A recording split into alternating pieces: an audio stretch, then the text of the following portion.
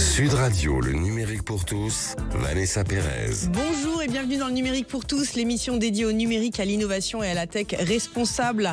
Aujourd'hui, l'intelligence artificielle redéfinit les règles du management dans la tech et les entreprises sont confrontées chaque jour à de nouveaux défis.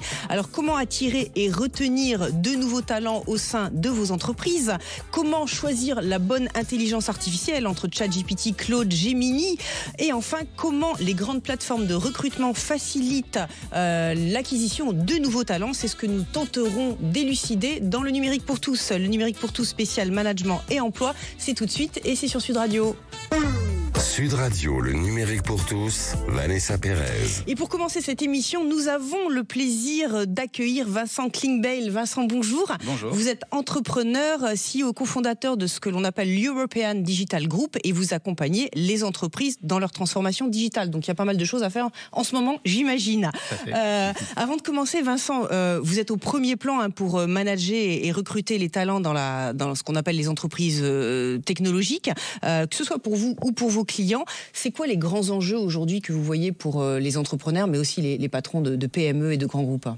Alors sur le recrutement, c'est déjà sourcer les talents, trouver les meilleurs talents. Savoir les évaluer parce qu'il y a énormément de nouveaux métiers et donc il faut savoir comment on recrute un développeur, comment on recrute un gros hacker, un traffic manager, donc bien comprendre les nouveaux métiers. Ensuite, il faut ce que je constate en fait, c'est qu'il y a énormément d'entreprises qui investissent beaucoup dans le sourcing des candidats via des cabinets de recrutement, via des job boards, qui prennent énormément d'abonnements, mais qui se concentrent pas assez sur la rétention des talents. Et moi, je pense que c'est un point très important, c'est que un bon développeur ou un bon traffic manager qui quitte l'entreprise, qui démissionne, c'est l'équivalent de 6 mois de perte de salaire pour l'entreprise. Et donc moi, ce qui m'étonne, c'est qu'il y a beaucoup d'entreprises qui investissent je sais pas, 90% de leur budget RH sur le sourcing, au lieu de l'investir dans la rétention. Et donc, nous, c'est ce qu'on fait chez European Digital Group. Aujourd'hui, on est un peu de 2600 collaborateurs et on investit énormément dans la rétention des talents pour avoir le taux de turnover le plus bas possible sur un marché qui est quand même si on est dans une période un peu morose, ça reste quand même un marché pénurique, le marché des très bons profils IT ou même en digital marketing. Donc, ce sont des profils rares. Donc il faut non seulement savoir les trouver, bien travailler sa marque employeur pour les attirer, qu'ils acceptent quand ils ont plusieurs offres de venir chez nous, et enfin les retenir. Et pour ça, il y a plein de choses à faire. Alors vous allez nous expliquer tout ça, Vincent, mais alors j'aimerais qu'on mette une petite loupe sur ce qu'on appelle la génération Z. Ce sont ces jeunes qui sont nés entre les années 1990 et oui, le siècle dernier et 2010. En quoi leur recherche d'emploi diffère justement de celle de la génération de leurs parents? Alors, il y a leur recherche d'emploi, il y a des choses qu'ils recherchent comme type d'environnement. Je pense que la priorité numéro 1 pour cette génération, alors je peux prendre l'exemple des développeurs par exemple, c'est pas le salaire, c'est ça qui est oui, c'est quoi le top 3 par exemple? Je pense que le top 1, ça va être les enjeux techniques. C'est pour ça que nous, on fait très attention de toujours être, alors j'utilise des termes un petit peu techniques, mais sur les derniers frameworks, sur des derniers langages informatiques. Si vous êtes sur des technos vieillissantes, vous allez avoir beaucoup de mal à attirer des très bons développeurs. Donc voilà, il faut toujours... donc ils vont d'abord regarder, numéro 1, les enjeux techniques, le challenge technique. C'est vraiment ça qui va les attirer. Et de nombreuses fois, j'ai vu des développeurs accepter une offre peut-être 20 ou 30% moins bien rémunérée, mais parce que le challenge technique, la start-up, allait innover dans le secteur. Donc numéro 1, ça. Numéro 2, ça va être le projet d'entreprise, ça va être l'équipe, l'ambiance. Je pense que c'est numéro 2. Et je pense que le salaire arrive en numéro 3. Contrairement à beaucoup d'autres métiers où c'est d'abord le salaire, ensuite le salaire et après le salaire. Alors, et donc, oui. Ouais, c'est ça qui est... dans ces métiers, c'est des métiers de passionnés. Et si je reprends encore l'exemple de développeur, c'est un des rares métier où il n'y a pas de frontière entre la vie perso et la vie pro. C'est-à-dire, il y a beaucoup de développeurs qui vont apprendre un nouveau langage le soir en rentrant chez eux ou en vacances ou le week-end, alors que dans d'autres métiers, il y a peu de banquiers qui le soir se disent « Tiens, je vais encore travailler jusqu'à 2h du matin pour trouver des nouveaux produits d'épargne. » Alors justement, Vincent, vous parliez de cette rétention de ces talents. Qu'est-ce que vous faites de particulier qui peut inspirer d'autres entrepreneurs pour les maintenir chez vous justement et qu'ils n'aillent pas voir à la concurrence? Alors, il y a plein de choses. Alors, alors, il y a les choses lambda qu'on entend toujours, le feel-good management, les chief happiness officers, faire en sorte qu'ils se sortent bien dans l'entreprise. Mais je pense que le plus important, c'est, on en a parlé tout à l'heure, c'est d'être sur les meilleurs technos, d'être sur les meilleurs projets. C'est ça qui va attirer les développeurs. C'est leur proposer des challenges techniques. En numéro 2, je dirais les formations. Ils ont besoin d'être formés, de monter en compétences. Donc, c'est très important. Et enfin, la considération. Et pourquoi je parle de ce sujet? Parce que depuis trop longtemps, je reprends encore l'exemple des développeurs, ils peuvent être considérés dans certaines entreprises comme une fonction support, alors que pour moi, c'est le moteur du digital, de l'innovation. Moi, si je devais monter une start-up et que je pouvais recruter juste un profil, je prendrais pas un chef de projet, je prendrais pas un directeur marketing, je prendrais pas un directeur financier, je commencerais par avoir un développeur. Et donc, trop souvent, c'est une profession où leur image, c'est l'image du geek. Et donc, moi, c'est pour ça que il y a quelques années, j'avais lancé dans ma précédente entreprise le concours du meilleur développeur de France. Ouais. On avait à la fin plus de 15 000 développeurs, enfin 15 000 personnes qui venaient à l'événement et des milliers de développeurs parce que je voulais mettre en avant cette profession. Moi, je suis admiratif des développeurs. Ils sont passionnés. Techniquement, ils sont très forts. Et je leur reproche juste une chose aux développeurs, c'est qu'il n'y a pas assez de développeuses en France. Écoutez, amis développeurs et développeuses.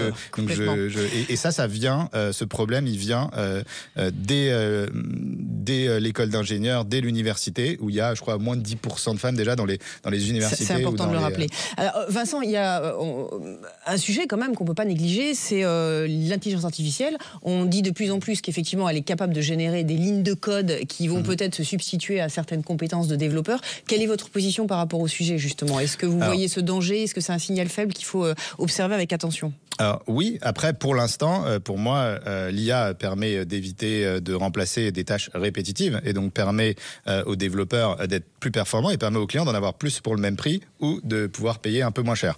Donc là, à court moyen terme, je pense que c'est plus une opportunité, l'IA. Et après, il va falloir, comme ça m'est déjà arrivé nombreuses fois dans ma carrière, s'adapter. Le chef de projet fonctionnel va devenir un prompteur et va devoir être expert. Un prompteur, expliquez. Un prompteur, il va devoir utiliser des prompts pour, des phrases toutes faites pour mieux s'adresser à ChatGPT et pour délivrer des meilleurs résultats sur les outils IA. Donc voilà, les métiers vont s'adapter. Il va y avoir beaucoup de métiers liés à l'IA. Et moi, de toute façon, à chaque fois qu'il y a une nouvelle techno, à chaque fois qu'il y a une rupture technologique, à chaque fois, je pense qu'il faut toujours réussir à trouver un équilibre entre, d'un côté, tous les bienfaits de cette techno. L'IA va peut-être permettre de résoudre des problèmes qu'on n'arrive pas à résoudre aujourd'hui, de trouver des solutions à des problèmes complexes. Et de l'autre côté, il ne faut pas que ça porte atteinte aux libertés fondamentales. Et donc, il faut toujours trouver cet équilibre. Et c'est pour ça que nous, chez EDG, on milite beaucoup pour une IA éthique.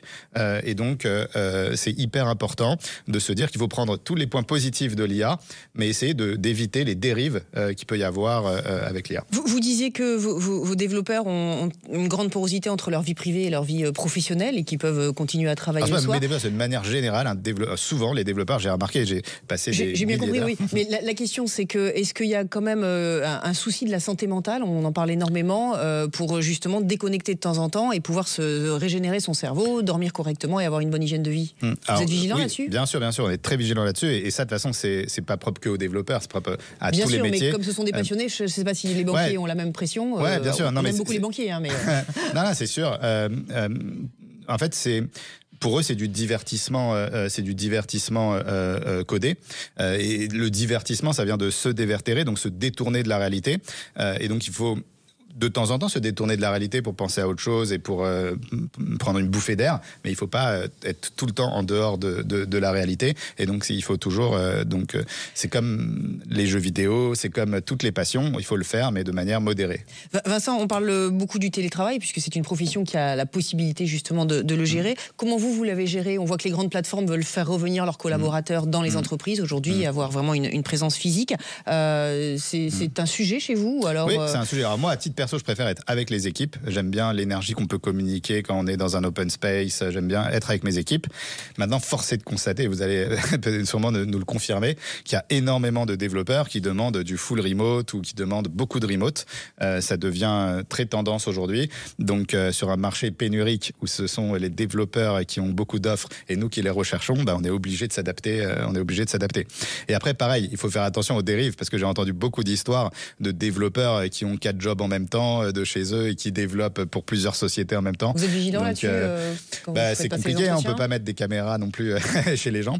Non, ce qu'il faut, c'est miser sur l'intégrité, l'honnêteté des collaborateurs.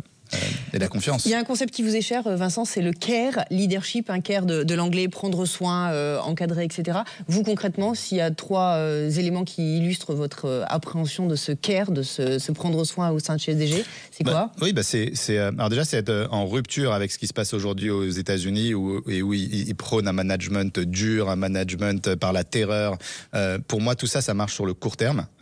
Mais sur le long terme, pour avoir une entreprise pérenne, fidéliser ses collaborateurs, pour moi, il faut être bienveillant, il faut avoir de l'éthique, il faut avoir des valeurs, il faut les partager avec les collaborateurs, il faut partager la stratégie de l'entreprise avec les collaborateurs qui ressentent qu'on a une vision et qu'on projette. Et après, moi, un de mes gros, c'est pas un combat, mais je pense que pour être très performant, le partage de la valeur, ce qui est le cas chez EDG, où on a 280 collaborateurs qui sont actionnaires, fortement actionnaires. Le partage de la valeur, c'est ce qui permet aussi aux entreprises d'être très performantes et aux collaborateurs d'être très impliqués.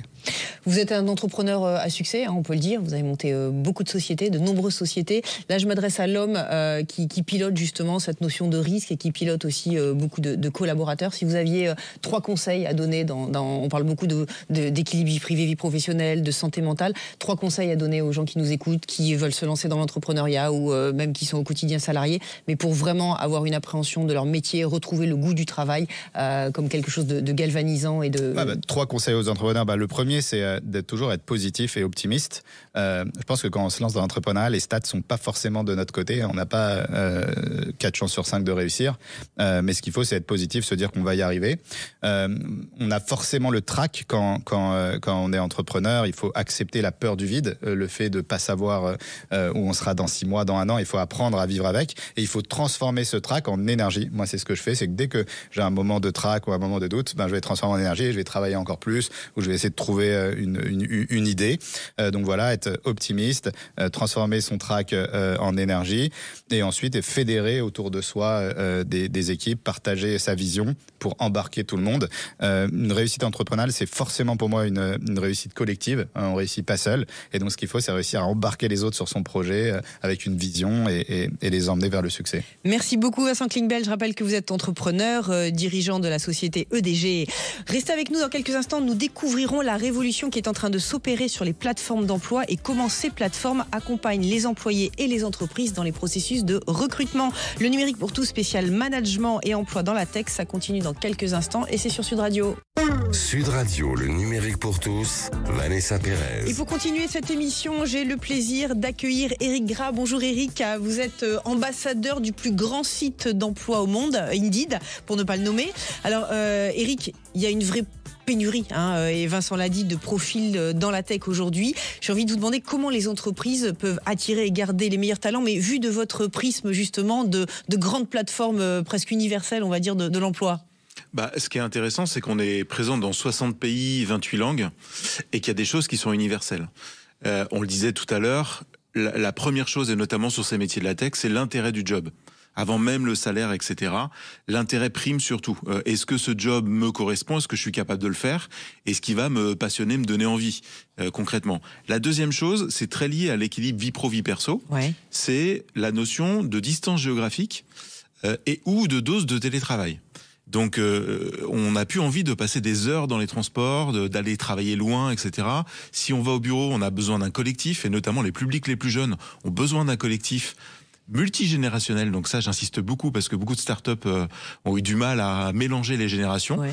Et notamment les publics les plus jeunes sont très attirés par un mélange d'expertise et d'âge très important. Et en troisième, en effet, vient le côté rémunération en termes d'intérêt.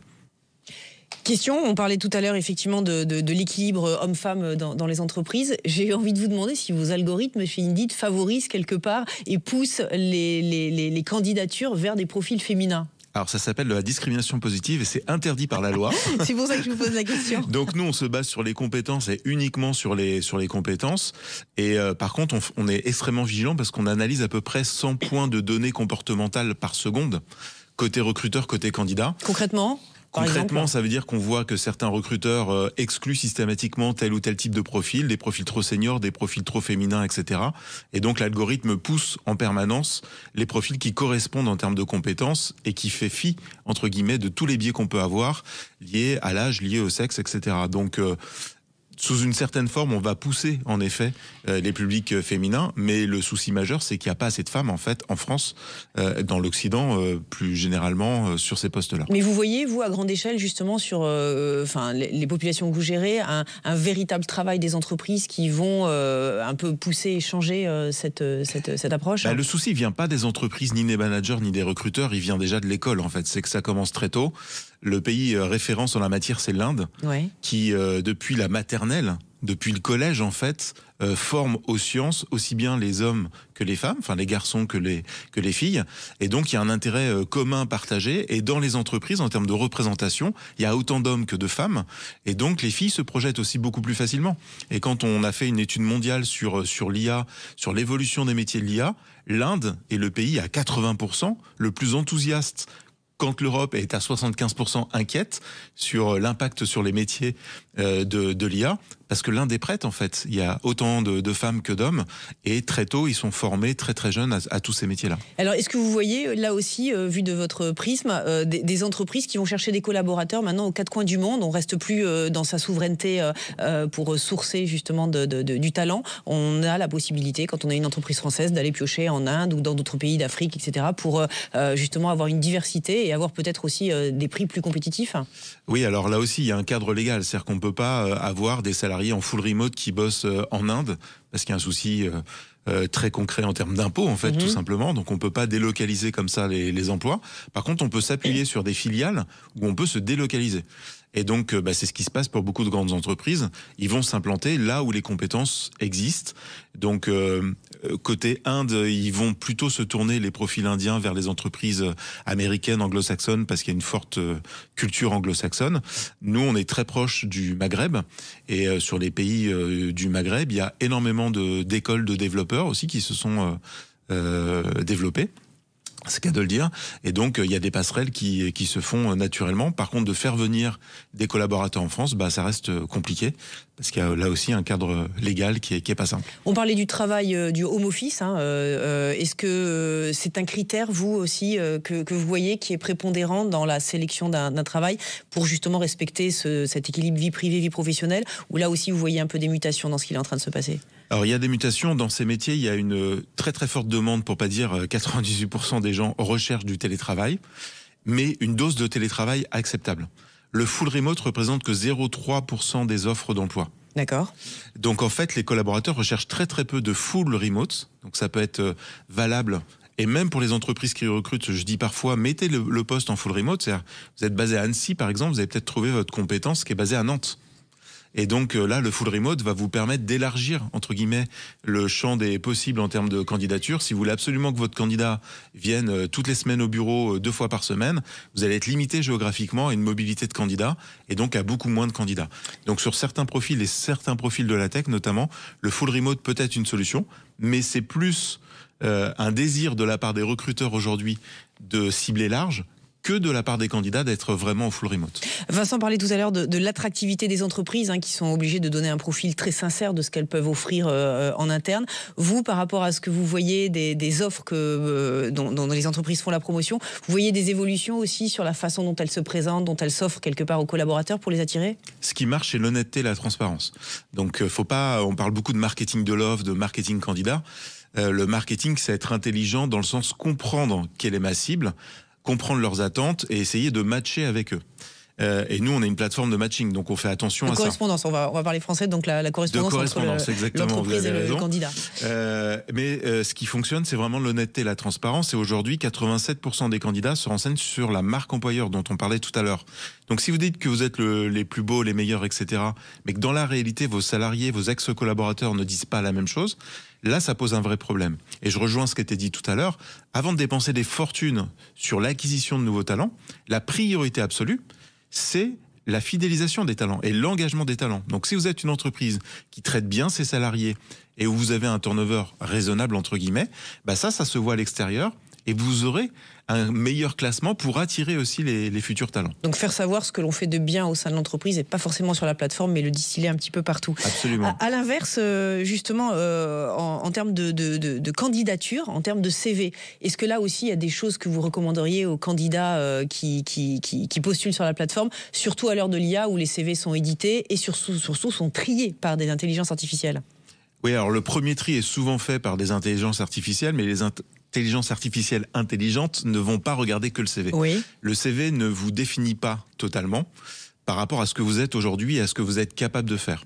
On disait tout à l'heure, les métiers évoluent très très vite, et notamment sur les métiers de développeur. Quand je commence une formation que je l'ai finie au bout de 2 ans, ma formation peut devenir obsolète. Donc ce qui va être regardé par les recruteurs, c'est la capacité d'apprentissage, la capacité de travailler en équipe.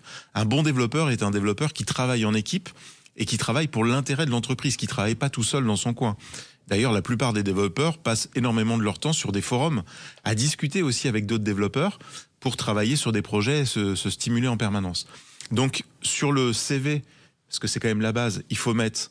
C'est ce qu'on appelle hard skills, les compétences dures, Ouais. mais également tous les soft skills, donc les aptitudes, votre capacité à travailler en équipe, votre capacité à apprendre, ça va être regardé par les recruteurs et ça fera la différence. On parle de plus en plus d'emplois personnalisés, donc chacun apporte son talent, on va dire, et sa contribution. Ça, les plateformes sont capables de reconnaître. Vous parlez effectivement de ces compétences molles, on va dire, mais est-ce qu'il y a la finesse et la granularité pour apprécier justement la spécificité et l'unicité, on va dire, d'un talent que l'on peut apporter à l'entreprise? Alors nous, on peut affiner au début, mais après, la vraie vie, elle se fait en physique. Donc c'est dans la capacité à bien manager de façon intelligente et individuelle, entre guillemets, ses collaborateurs, de bien les intégrer, de bien les former. Dans les attentes très très fortes de la part des candidats et notamment des jeunes, c'est la capacité à apprendre dans une entreprise. Là aussi, entre une entreprise A et une entreprise B, ils vont choisir l'entreprise la plus apprenante pour pas rester obsolète au bout de 2 ou 3 ans. Et donc, une entreprise, un manager bienveillant qui va former, faire évoluer ses collaborateurs, ça fera la différence. Alors, très brièvement, en 30 secondes pour conclure, Eric, si vous aviez 3 conseils à donner pour envoyer un CV qui fait que ça va vraiment passer à travers les mailles du filet, ça va être retenu. Il faut être en veille en permanence, il faut travailler son réseau et le CV il doit être simple, exhaustif et efficace. Arrêtez de mettre trop de couleurs, trop de photos, trop d'informations, il faut aller à l'essentiel pour que on puisse comprendre en 8 secondes, parce que c'est à peu près le temps passé par les recruteurs, à comprendre qui vous êtes et à donner envie d'en savoir plus. Merci beaucoup Eric Gras. Je rappelle que vous êtes ambassadeur de la marque Indeed. Le numérique pour tous, c'est fini pour aujourd'hui. Je rappelle que vous pouvez retrouver toutes nos émissions en podcast sur l'application Sud Radio et sur vos réseaux sociaux préférés. Il est temps pour moi de vous souhaiter une excellente fin de week-end et de vous dire à la semaine prochaine.